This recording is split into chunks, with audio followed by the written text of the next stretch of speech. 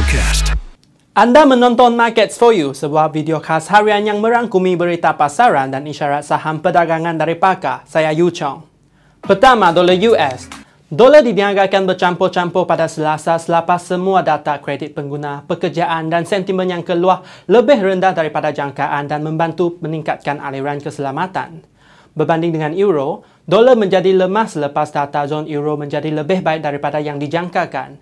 Dolar berakhir hari pada 1.3078 dengan euro dan 98.99 dengan yen. Data hari ini termasuk aplikasi MBA Mortgage dan inventory minyak mentah. Berikut dengan euro. Euro diniagakan lebih tinggi daripada Selasa selepas data menunjukkan peningkatan yang lebih tinggi daripada jangkaan dalam pesanan kilang Jerman membantu meredakan kebimbangan ekonomi terbesar di Eropah adalah merosot. Euro berakhir hari pada 1.3078 dengan dolar dan 129.47 dengan yen. Data hari ini termasuk pengeluaran perindustrian Jerman yang dijangka jatuh sebanyak negatif 3.8% pada bulan Mac dari kejatuhan negatif 1.8% sebelum ini. British Pound. Pound jatuh pada hari Selasa selepas data deflasi dari British Retail Consortium mencetuskan kebimbangan perlahanan dalam perbelanjaan pengguna. Sterling berakhir hari pada 1.5483 dengan dolar dan 0.8444 dengan euro.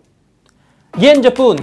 Yen meningkat pada hari Selasa selepas pemulihan daripada tahap utama dan akibat meningkatan aliran keselamatan yang disebabkan oleh penghindaran risiko global. Yen berakhir hari pada 98.99 dengan dolar dan 153.23 dengan pound.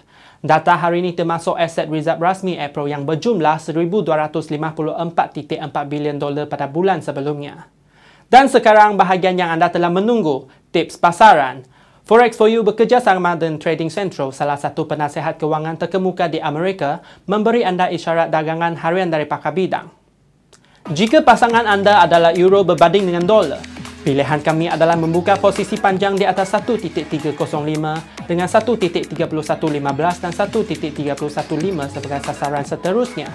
Penebusan kelemahan 1.305 yang akan memanggil 1.302 dan 1.299.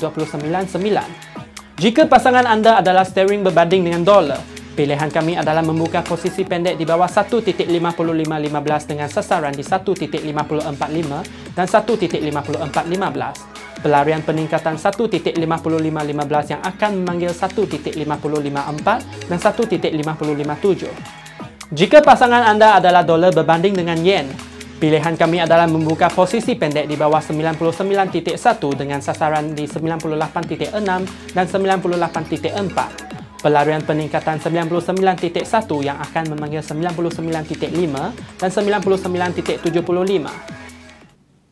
Selamat berjaya dan perdagangan bahagia. Tune pada hari esok untuk berita pasaran terkini dan tips dagangan. Saya Yu Chong dan anda telah menonton Markets for You.